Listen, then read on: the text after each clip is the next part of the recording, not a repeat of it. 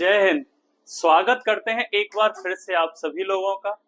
30 अगस्त shift number second Uttar Pradesh police का री exam 2024 आपका हो चुका है।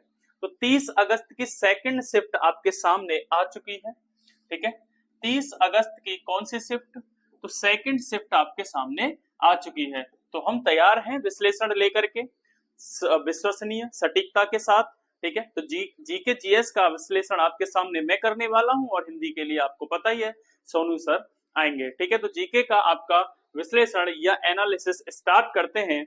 ठीक है, चलिए क्वेश्चन नंबर 38 से आपका जीके जीएस इसमें स्टार्ट है। तो क्वेश्चन नंबर 38 कह रहा है कि उत्तर प्रदेश में राष्ट्रीय शर्करा संस्थान आपका कहां पर है? ठीक है, तो नेशनल शुगर इंस्टीट्यूट आपको पता है उत्तर प्रदेश में कहां पर है, तो ये आपका कानपुर इसका सही आंसर होने वाला है। तो कहां पर हो जाएगा भाई? तो कानपुर हो जाएगा। ठीक है, दूसरा क्वेश्चन है आपका यानी कि 39वां क्वेश्चन है कि अंतरराष्ट्रीय दूरसंचार जो संघ है क्या करता है? इंटरनेशनल टेलीकम्युनिकेशन यूनियन आपका क्या करता है? ये करता है कि ये क्या करता है? विकासशील देशों में जो आपका दूरसंचार अवसंरचना है उसके लिए वित्तीय सहायता प्रदान करता है। ठीक है, तो ये आपका क्या करता है? तो विकासशील देशों में दूरसंचार अवसंरचना के लिए वित्तीय सहायता प्रदान करता है। तो डी ऑप्शन बिल्कुल सही होने वाला है इसका। ठीक है, अगर अगले क्वेश्चन की बात करता हूं, नेक्स्ट क्वेश्चन है आपका 40वां क्वेश्चन है हैशटैग। जो सोशल मीडिया पर हैशटैग का इस्तेमाल किया जाता है आप किसके लिए करते हो? तो हैशटैग का इस्तेमाल आपको पता है जुड़ाव और पहुंच बढ़ाने के लिए आपका हैशटैग का इस्तेमाल किया जाता है। किसके लिए? तो जुड़ाव और पहुंच को बढ़ाने के लिए आपका हैशटैग का इस्तेमाल किया जाता है। अगर नेक्स्ट बात करूंगा चतुर्भुज सुरक्षा संवाद क्या करता है? जो चतुर्भुज सुरक्षा संवाद है जिसको क्वाड कहा जाता है वो आपका क्या करता है? तो ये आपको पता है ये क्या करता है? क्वाड जिसको कहा जाता है ये सुरक्षा उद्देश्यों के लिए समुद्री सहयोग बढ़ाने के लिए कार्य करता है। ठीक है, सुरक्षा उद्देश्यों के लिए क्या करता है? समुद्री सहयोग बढ़ाता है। ठीक है, अगले क्वेश्चन की बात करूं 42वां क्वेश्चन है ऑक्सीजन की खोज किसने की थी? ये खोज वाले क्वेश्चन आपके बहुत पूछे गए हैं। ऑक्सीजन की खोज किसने की थी? तो जोसेफ प्रिस्टली के द्वारा इसकी खोज की जाती है। ठीक है, किसके द्वारा? जोसेफ प्रिस्टली के द्वारा इसकी खोज की जाती है। अगला क्वेश्चन है 43वां जो आपका सीपीसीबी है। कौन सा है? तो सीपीसीबी क्या मतलब क्या है इसका? ठीक है, फुल फॉर्म आपका सीपीसीबी का इसमें पूछा गया है। तो इसको कहते हैं ठीक है, इसको क्या कहते हैं? Central pollution control board. इसको क्या कहा जाता है? तो इसको कहा जाता है सेंट्रल पॉल्यूशन कंट्रोल बोर्ड, है ना? तो सेंट्रल पॉल्यूशन कंट्रोल बोर्ड इसको कहा जाता है। ठीक है, सेंट्रल पॉल्यूशन कंट्रोल बोर्ड इसको कहा जाता है। कंट्रोल पॉल्यूशन सेंट्रल बोर्ड है ना, तो सेंट्रल पॉल्यूशन कंट्रोल बोर्ड इसको कहा जाता है। ठीक है, नेक्स्ट क्वेश्चन है आपका अगला क्वेश्चन है राजस्थान राज्य के मुख्यमंत्री कौन है? तो राजस्थान राज्य के मुख्यमंत्री आपको पता है भजनलाल शर्मा जी राजस्थान राज्य के क्या है? मुख्यमंत्री हैं। ठीक है, नेक्स्ट क्वेश्चन है आपका अनुसंधान में डबल ब्लाइंड अध्ययन का उपयोग करने का मुख्य लाभ क्या है? तो मुख्य लाभ आपका अनुसंधान में रिसर्च में डबल ब्लाइंड अध्ययन का उपयोग करने के लिए उसका मुख्य लाभ क्या होता है? इसमें शोधकर्ता जो है अपने पूर्वाग्रहों से दूर रहता है। तो अपने जो पूर्वाग्रह होते हैं उसके पास उनसे क्या रहता है? दूर रहता है। इसीलिए ये डबल ब्लाइंड अध्ययन का उपयोग अनुसंधान में किया जाता है। नेक्स्ट क्वेश्चन है आपका क्वेश्चन नंबर 46 है निम्नलिखित में से किसको कोशिका का पावर हाउस कहा जाता है? ठीक है, तो power house of the cell किसको कहा जाता है? तो ये कहा जाता है आपका माइटोकॉन्ड्रिया को। Mitochondria is the power house of the cell, है ना? तो क्या है? माइटोकॉन्ड्रिया। नेक्स्ट क्वेश्चन है आपका नेक्स्ट क्वेश्चन है लार्ज सिनोप्टिक सर्वे टेलीस्कोप जिसको एलएसएसटी कहा जाता है का मुख्य कार्य क्या है? तो आपको पता है कि जो एलएसएसटी होता है डार्क मैटर का अध्ययन करने के लिए इसका उपयोग किया जाता है। नेक्स्ट क्वेश्चन है आपका नाइट्रोजन का रासायनिक सूत्र क्या है? तो नाइट्रोजन का रासायनिक सूत्र आपको पता है क्या होता है? इसका एन होता है। अगर यहीं पर पूछता कि नाइट्रोजन गैस का रासायनिक सूत्र क्या है तो यहाँ पर क्या हो जाता? आपका N2 हो जाता। क्या हो जाता? तो N2 हो जाता। लेकिन इस क्वेश्चन का सही आंसर क्या है? N है। तो N आपका नाइट्रोजन का क्या है? नाइट्रोजन का प्रतीक है या रासायनिक सूत्र है। नेक्स्ट क्वेश्चन है डिस्कवरी ऑफ इंडिया लेखक कौन है? डिस्कवरी ऑफ इंडिया के लेखक कौन है? तो आपको सभी को पता है, जवाहरलाल नेहरू जी के द्वारा इस पुस्तक को लिखा गया है, डिस्कवरी ऑफ इंडिया। ठीक है, अगले क्वेश्चन की बात करूंगा तो नेक्स्ट क्वेश्चन है आपका 2016 की नोटबंदी में पुराने नोट प्रस्तुत करने की अंतिम तिथि क्या थी? ठीक है, तो आपको सभी को पता है 30 सितंबर इसमें अंतिम तिथि रखी गई थी, जिसको बाद में बढ़ा करके 31 दिसंबर किया गया था। क्या किया गया था? 31 दिसंबर इस तिथि को किया गया था, तो 31 दिसंबर इसको माना जाएगा। ठीक है, अगले क्वेश्चन की बात करूंगा, क्षेत्रफल की दृष्टि से कौन सा देश सबसे बड़ा है? तो क्षेत्रफल की दृष्टि से सबसे बड़ा देश कौन सा है? आपका रूस है। कौन सा है? तो रूस है, आप सभी को ये बात मालूम है।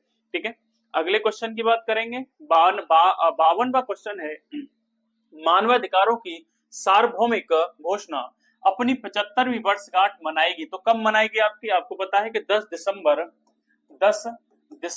1946 को क्या होती है? मानवाधिकार आयोग की स्थापना होती है, और इसमें अगर 75 देखा जाए तो 46 से 75 2021 को आपका 75 वर्ष हो जाएगा, तो 2021 को 75वां वर्ष मनाया गया 10 दिसंबर 2021 को। कौन सा सोशल मीडिया प्लेटफॉर्म नहीं है? तो 53वां क्वेश्चन कह रहा है कि निम्न में से कौन सा सोशल मीडिया प्लेटफॉर्म नहीं है? तो फेसबुक है, ट्विटर है, इंस्टाग्राम है, लेकिन आपका नौकरी सोशल मीडिया प्लेटफॉर्म नहीं है। ठीक है, नेक्स्ट क्वेश्चन है आपका, लोक लुभावनवाद का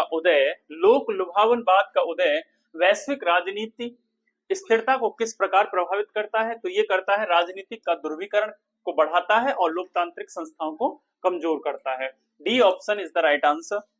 नेक्स्ट क्वेश्चन आप देखते हैं 55वां, आतंकवाद विरोधी अभियानों का प्राथमिक उद्देश्य क्या है? आतंकवाद जो विरोधी अभियान होते हैं उनका प्राथमिक उद्देश्य क्या होता है? विद्रोही समूह का समर्थन करना? बिल्कुल नहीं। ठीक है, विद्रोहियों को माफी प्रदान करना? बिल्कुल नहीं। ठीक है, बातचीत और समझौता करना हो सकता है, लेकिन विद्रोहियों का सैन्य दमन सबसे पहले इसका उपयोग किया जाता है। ठीक है, तो डी ऑप्शन बिल्कुल सही है। नेक्स्ट क्वेश्चन की बात करते हैं, 56वां क्वेश्चन है, आईजीएसटी में आई का मतलब क्या है? आईजीएसटी में जो आई होता है उसको integrated goods and service tax कहा जाता है। आईजीएसटी की फुल फॉर्म हो जाती है integrated goods and service tax, तो क्या हो जाती है? इंटीग्रेटेड। अगर नेक्स्ट क्वेश्चन की बात करता हूं, क्वेश्चन नंबर 57, ऑस्ट्रेलिया की राजधानी क्या है? ठीक है, देशों की राजधानी हर शिफ्ट में आपसे पूछा गया है। ऑस्ट्रेलिया की राजधानी आपको सभी को पता है कैनबरा इसकी राजधानी हो जाती है। ठीक है, अगर नेक्स्ट क्वेश्चन की बात करता हूं, अगला क्वेश्चन आपका 58वां है, निम्नलिखित में से कौन सा भारतीय रिजर्व बैंक का कार्य नहीं है? तो निम्न में से आरबीआई का कार्य नहीं है। आपको पता है कि मौद्रिक नीति का संचालन आरबीआई करती है, करेंसी नोट जारी कौन करता है? आरबीआई करती है, विदेशी मुद्रा का विनियमन कौन करता है? आरबीआई करती है, लेकिन शेयर बाजार को विनियमित आपका कौन करता है? तो आपका सेबी करता है। ठीक है, तो सेबी शेयर बाजार को विनियमित करता है। इस क्वेश्चन का ए ऑप्शन बिल्कुल सही है। नेक्स्ट है आपका एशियाई विकास बैंक, जो आपका एशियाई विकास बैंक है जिसको एडीबी के नाम से जाना जाता है, ये क्या करता है? तो ये क्या करता है? ये करता है विकास परियोजनाओं के लिए वित्तीय सहायता प्रदान करता है, जिसके जो सदस्य देश होते हैं या इससे जो जुड़े हुए देश हैं उनके लिए विकास परियोजनाओं के लिए वित्तीय सहायता प्रदान करता है। सी ऑप्शन बिल्कुल सही होने वाला है। अगला क्वेश्चन है, भारत में पहली पंचवर्षीय योजना कब लागू की गई? तो पहली पंचवर्षीय योजना 1951 से लेकर के 56 तक आपका टेन्योर इसका देखने को मिला था, तो 1951 बिल्कुल सही आंसर इसका होने वाला है। नेक्स्ट क्वेश्चन की बात करूं तो लुइस मॉन्टेनेग्रो जो हाल ही में क्या बने हैं? आपके खबरों में थे, है ना, खबरों में थे, किस देश के नए प्रधानमंत्री बने हैं? तो ये आपके पुर्तगाल के बने हैं, और पुर्तगाल की राजधानी आपको पता है लिस्बन है। ठीक है, क्या है? लिस्बन। नेक्स्ट क्वेश्चन है आपका, कौन सा संगठन दक्षिण एशिया में क्षेत्रीय कनेक्टिविटी और आर्थिक एकीकरण को बढ़ाने पर ध्यान केंद्रित करता है? तो इस क्वेश्चन का सही ऑप्शन हो जाता है आसियान। ठीक है, इस क्वेश्चन का सही आंसर क्या हो जाता है? आसियान। अगले क्वेश्चन की बात करता हूं, भारतीय संविधान का कौन सा अनुच्छेद भाषण और अभिव्यक्ति की स्वतंत्रता की गारंटी देता है? तो भाई साहब इस क्वेश्चन का सही आंसर जो होने वाला है वो है आपका 19। ठीक है, हूबहू क्वेश्चन आपका पहले वाली शिफ्ट में यानी कि सुबह वाली शिफ्ट में यही क्वेश्चन था, भाषण और अभिव्यक्ति की। यहाँ पर केवल वाक और अभिव्यक्ति दे रखा था, इतना सा फर्क था, बाकी क्वेश्चन यही था, तो 19 इसका सही आंसर होने वाला है। ठीक है, नेक्स्ट क्वेश्चन है आपका, भारत का प्रथम गवर्नर जनरल है तो कौन था? भारत का प्रथम गवर्नर जनरल आपको पता है विलियम बेंटिक था। कौन था? विलियम बेंटिक था, है ना, तो विलियम बेंटिक इसका सही ऑप्शन होने वाला है। ठीक है, विलियम बेंटिक इसका हो जाएगा, मैंने लॉर्ड काटा है यहाँ से, है ना। विलियम बेंटिक इसका सही आंसर होने वाला है। नेक्स्ट क्वेश्चन है आपका, नेक्स्ट क्वेश्चन है भारत के संविधान के किस अनुसूची के अनुसार साइबर अपराध, किस अनुसूची के अनुसार साइबर अपराध राज्य के विषयों में आता है। तो यहाँ से एक क्वेश्चन मिला है कि साइबर अपराध आपके राज्य सूची का विषय है और ये भारतीय संविधान की 7वीं अनुसूची में है, जिसमें 3 प्रकार की सूचियां हैं, केंद्र, राज्य और समवर्ती सूची। ठीक है, इस क्वेश्चन का सही आंसर क्या होने वाला है, बी। नेक्स्ट क्वेश्चन है डंपिंग का तात्पर्य क्या होता है। ठीक है, डंपिंग का तात्पर्य होता है कि मान लेते हैं किसी देश ने किसी दूसरे देश में जाकर के माल को बेचा और उस माल को इतनी बहुत अपने यहाँ की कम कीमत पर बेचा। जैसे यहाँ पे देखो, विदेशों में कम कीमत पर सामान खरीदना और स्थानीय स्तर पर ऊंची बोली कीमत पर बेचना ये नहीं है। क्या होगा, विदेशों में उनकी लागत और उनके घरेलू बाजार से कीमत से, उनकी जो घरेलू बाजार की कीमत है उससे कम कीमत पर माल की बिक्री करना। ठीक है, इसको कहते हैं डंपिंग। इसको क्या कहते हैं, डंपिंग कहते हैं, ताकि माल ज्यादा से ज्यादा बिक जाए। नेक्स्ट क्वेश्चन है सिंधु जल संधि किस वर्ष हुई थी। तो आपको पता है ये 1960 में भारत और पाकिस्तान के मध्य में जल समझौता जो सिंधु को लेकर के वो हुआ था। राष्ट्रीय समुद्री दिवस कब मनाते हैं। तो राष्ट्रीय समुद्री दिवस आपको पता है 5 अप्रैल को मनाया जाता है। और अगर विश्व समुद्री दिवस पूछे तो आपका कब मनाया जाता है, तो आपका 8 जून को मनाया जाता है। ठीक है, नेक्स्ट जो आपका क्वेश्चन है, आरडीएक्स का फुल फॉर्म क्या है। तो आरडीएक्स का फुल फॉर्म आपको पता है कि रॉयल डिसोल्यूशन आपका एक्सप्लोसिव होता है, एक्सप्लोसिव होता है। ठीक है, एक्सप्लोसिव होता है। तो इसमें रिसर्च डिपार्टमेंट एक्सप्लोसिव है, रिसर्च डेवलपमेंट एक्सप्लोसिव है, रिसर्च डिपार्टमेंट एक्सपेंशन है और आपका रॉ डिटोनेशन एक्सप्लोसिव है। ठीक है, तो इसका जो फुल फॉर्म है वो कौन बताएगा, यानी कि आयोग बताएगा। ठीक है, रिसर्च डिपार्टमेंट एक्सप्लोसिव या आपका रॉ डिटोनेशन, जिसको रॉ से रॉयल आप कह सकते हो, है ना, तो रॉयल। ठीक है, तो ये आपका हो जाएगा, ए वाला ऑप्शन इसका ज्यादा सटीक बैठेगा। नेक्स्ट क्वेश्चन है कि कौन सा भारत में जो पहला रामसर साइट घोषित किया गया था। तो भारत का पहला रामसर साइट आप सभी को पता है कौन सी है। तो भारत की सबसे बड़ी खारे पानी की झील, जिसको चिल्का झील कहते हैं, और ये पहली रामसर साइट आपकी घोषित की गई थी। नेक्स्ट क्वेश्चन है आपका 71वां, मृक्षकटिकम के लेखक कौन है। तो मृक्षकटिका जो आपकी है या छोटी मिट्टी की गाड़ी, ये किसके द्वारा लिखित है। तो ये आपकी शूद्रक के द्वारा लिखित है। किसके द्वारा लिखित है मेरे भाई, शूद्रक के द्वारा ये लिखित है। अगला क्वेश्चन है कम विकसित देशों में गरीबी मुख्यतः किसके कारण है। तो जो कम विकसित है यानी कि विकासशील देश है, उसमें गरीबी का मुख्य कारण है आय की असमानता। किसकी असमानता, आय की असमानता। नेक्स्ट क्वेश्चन है आपका वरीड सनशाइन। ठीक है, कई बार ये क्लास में भी कराया गया है। तो वरीड सनशाइन किसको कहा जाता है। खनिज को वरीड सनशाइन कहा जाता है या दबी हुई धूप के नाम से जाना जाता है। तो ये आपका कोयला इसका सही आंसर होने वाला है। ठीक है, क्या हो जाएगा, कोयला हो जाएगा। नेक्स्ट क्वेश्चन है 2016 में जो विमुद्रीकरण हुआ था, प्राथमिक उद्देश्य उसका क्या था। जो 2016 में विमुद्रीकरण हुआ था उसका प्राथमिक उद्देश्य था काले धन पर अंकुश लगाना। किस पर अंकुश लगाना, काले धन पर अंकुश लगाना। नेक्स्ट क्वेश्चन है 75वां, केंद्रीय उत्पाद शुल्क की दरें 12.36% से बढ़ा करके 12.50% कर दी गई है। तो इस क्वेश्चन का सही आंसर क्या होने वाला है, 12वां क्वेश्चन, सी ऑप्शन बिल्कुल सही होने वाला है। आशा करूंगा कि आपको ये एनालिसिस पसंद आया होगा। ठीक है, इसके बाद आपको हिंदी का एनालिसिस कराने सोनू सर आ रहे हैं। ठीक है, उसके बाद आप प्रतिक्रिया जरूर दीजिएगा। धन्यवाद। नमस्कार साथियों, मैं सोनू चौधरी आप सभी के लिए नमस्कार करता हूं। उम्मीद है कि आप सभी लोग अच्छे होंगे। एमए गुरुकुल पर आपका हार्दिक स्वागत है। आप सभी के पेपर अच्छे हो रहे होंगे। समय को न बर्बाद करते हुए हिंदी का एनालिसिस करने के लिए जा रहे हैं। पहला क्वेश्चन दे रखा है आपको कि अभागा सुख से वंचित रह जाता है के अर्थ के लिए सही लोकोक्ति कौन सी है। तो इसका आंसर सही होने वाला है कौन सा, अंधा बगला कीचड़ का है। तो इसका ऑप्शन नंबर क्या होने वाला है, सी सही होने वाला है। दूसरा क्वेश्चन दे रखा है कि गमन शब्द को विपरीतार्थक बनाने के लिए किस उपसर्ग का प्रयोग करेंगे, यानी विलोम शब्द हम बनाने के लिए किसका प्रयोग करेंगे। तो गमन को क्या बनाएंगे, ग के सामने क्या लगाते हैं, गमन के सामने आगमन। तो इसका सही ऑप्शन क्या होगा, ऑप्शन नंबर सी होगा, क्योंकि हो क्या जाएगा, ये आगमन हो जाएगा। अगला क्वेश्चन दे रखा है कि निम्नलिखित में से कौन सा शब्द संबंधवाचक सर्वनाम है। कौन सा शब्द संबंधवाचक। संबंधवाचक आप जानते हो जो और सो, ये सब किस में आते हैं, जो और सो होते हैं, ये सब किस में आते हैं, ये संबंधवाचक में आते हैं। ठीक है भैया, ये किस में आते हैं। तो इसका ऑप्शन नंबर क्या सही होने वाला है, ऑप्शन नंबर बी।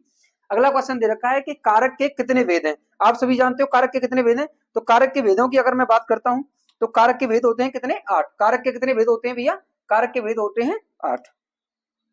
तो 8 कौन सा नंबर है, ऑप्शन नंबर सी सही होने वाला है। अगला क्वेश्चन दे रखा है कि निम्न में से किसके रचनाकार तुलसीदास नहीं है। तो देखिए कवितावली की बात करता हूं, तुलसीदास है। रामचरित तुलसीदास के द्वारा लिखी, विनय पत्रिका किसके द्वारा, तुलसीदास के। ये किसके द्वारा लिखी गई, ये लिखी गई दलपति के द्वारा। किसके द्वारा, दलपति के द्वारा। इसके कौन है, खुमान रासो के दलपति। तो इसका कौन सा ऑप्शन होगा, ऑप्शन नंबर ए। अगर मैं बात करता हूँ स्वर छोटिए बड़िए का उच्चारण स्थान कौन सा है, तो इसका कौन सा है, कंठ तालव। ऑप्शन नंबर क्या सही होने वाला है, कंठ तालव। अगर मैं कंठोष्ठ की बात करता हूं तो इससे कौन बोला जाता है, छोटा हो। शायद हो सकता है आपसे अगली उसमें पूछ लिया जाए। अगर दंतोष्ठ की बात करता हूं तो इससे कौन बोला जाता है, सिर्फ वह बोला जाता है। अगला क्वेश्चन दे रखा है कि स्वर्ग, पृथ्वी और हरिण किस शब्द के अनेकार्थी हैं। तो ये किसके हैं, ये सभी गो के पर, किसके हैं, गो के। तो ऑप्शन नंबर क्या सही होने वाला है, ऑप्शन नंबर सी सही होने वाला है। सन 1973 में साहित्य अकादमी पुरस्कार प्राप्त आलोक पर्व किसकी रचना है। तो ये किसकी है, ऑप्शन नंबर बी सही इसका है। इसका कौन है, ये किसकी है, हजारी प्रसाद द्विवेदी की जी है। तो ये किसकी है, हजारी प्रसाद द्विवेदी की। इसका ऑप्शन नंबर बी सही होगा। अगर मैं अगले क्वेश्चन की बात करता हूं तो ऑप्शन नंबर कौन सा है, क्वेश्चन नंबर है आपका 9वां।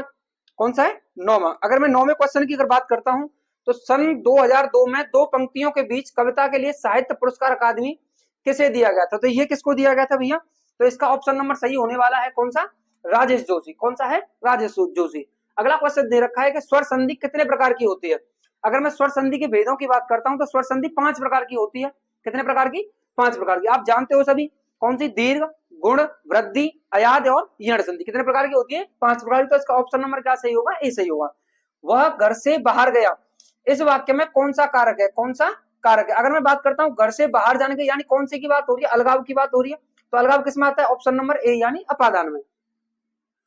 अगला क्वेश्चन दे रखा है निम्न में से कौन सा शब्द त्र्यंबक का पर्यायवाची नहीं है। तो देखिए कौन सा होता है, विरूपाक्ष होता है, त्रिदश होता है और त्रिचक्षु होता है। कौन सा नहीं होता, त्रिलोक नहीं होता। कौन सा नहीं होता, त्रिलोक नहीं होता। ऑप्शन नंबर बी सही है इसका। कौन सा वाक्य शुद्ध है, कौन सा वाक्य शुद्ध है, पहला दे रखा है। तो इसका ऑप्शन नंबर क्या सही है, ऑप्शन नंबर बी सही होगा। क्योंकि रामचरित को हम कैसे लिखते हैं, पूरा लिखते हैं। कभी भी रामचरितमानस को खंडों में नहीं लिखा जाता, कैसे लिखा जाता है, एक साथ लिखा जाता है। तो इसका ऑप्शन नंबर क्या सही होने वाला है, बी सही होने वाला। अगले क्वेश्चन की अगर मैं आपसे बात करता हूं तो 14वां क्वेश्चन दे रखा है आपको कि निम्नलिखित में से किस रस का स्थायी भाव क्रोध है। तो किसका क्रोध है, 14 क्वेश्चन का है।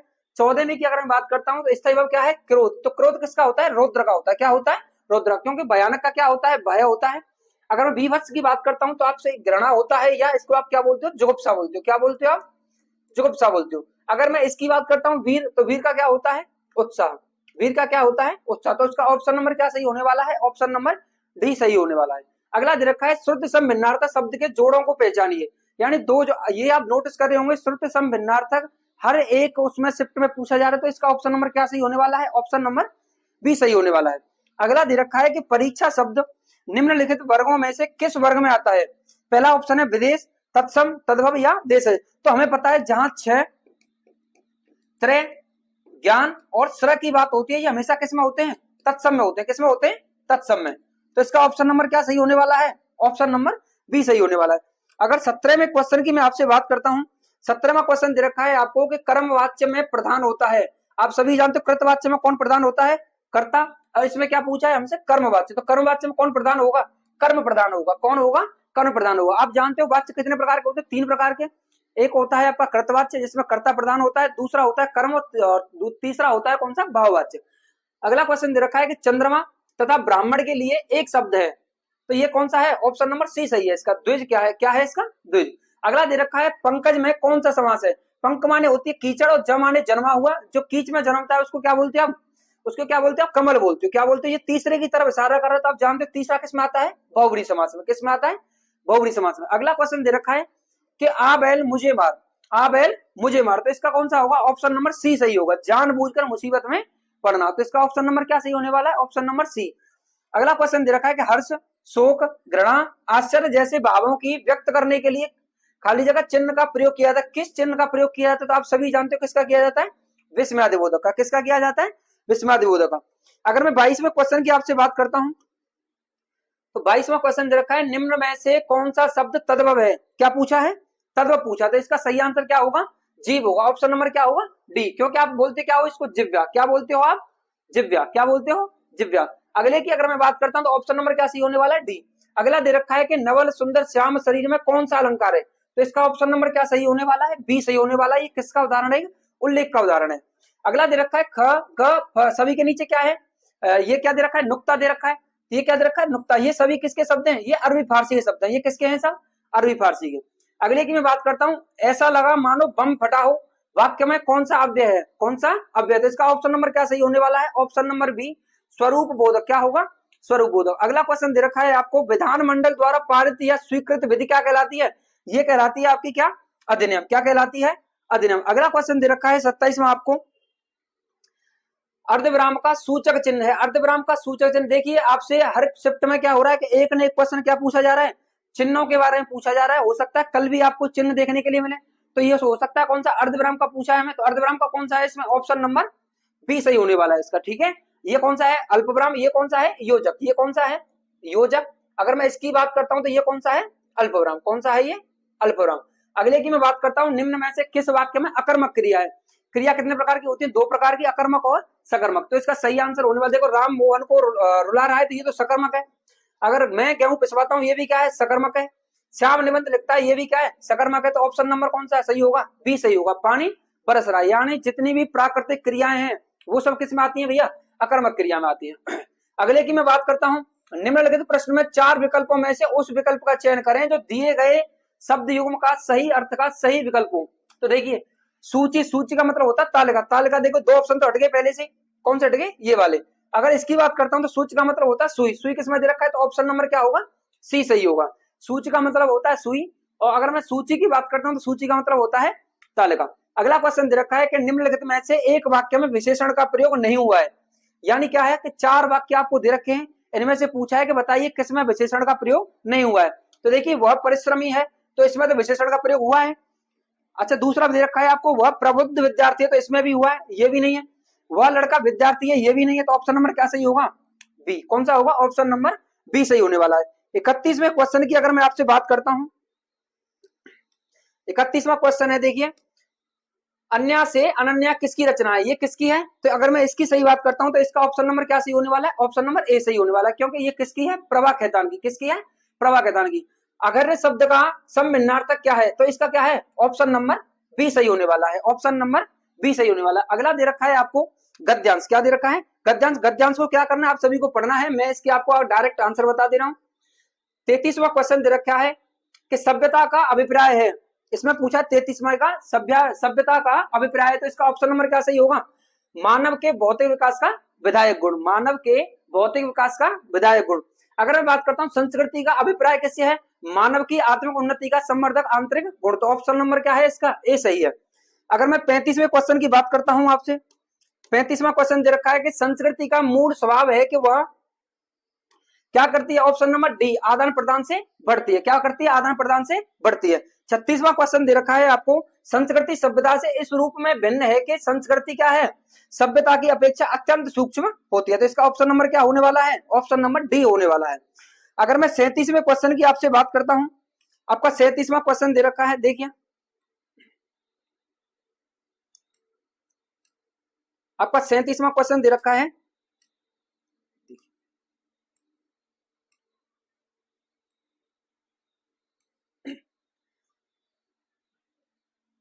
37वां क्वेश्चन दे रखा है आपका, मानव की मानवीयता इसी बात में निहित है कि वह क्या करे? सभ्यता क्या करे? इसका सही आंसर होने वाला है अपनी सभ्यता और संस्कृति का प्रचार करे। क्या करे? अपनी सभ्यता और संस्कृति का प्रचार करे। तो इसका ऑप्शन नंबर क्या होने वाला है? सही होने वाला है। नहीं सॉरी, इसका आंसर होगा ऑप्शन नंबर ए, अपने मन से विद्यमान विकारों पर नियंत्रित पाने की चेष्टा करे। क्या करे? ऑप्शन नंबर ए सही होने वाला है। मेरी तरफ से आपको हिंदी का एनालिसिस करा दिया गया है। आप सभी के लिए धन्यवाद। मैं तहे दिल से आपको धन्यवाद करता हूं।